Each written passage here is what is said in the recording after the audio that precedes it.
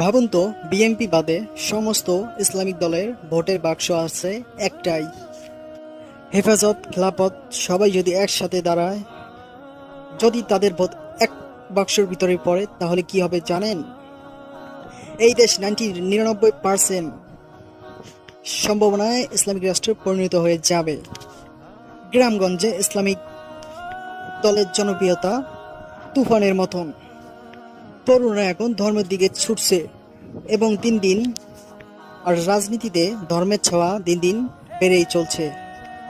BNP বাদ দিলে বাকি আর সবই দল ধর্মীয় রাজনীতির পক্ষে।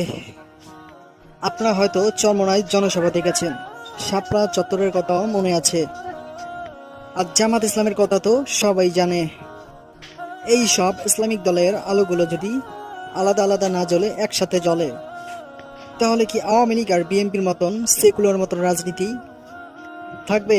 না, কখনই থাকবে না। কারণ সেকুলার আর ফ্যাসিস লুঙ্গি খুলে দৌড়ে পালাবে।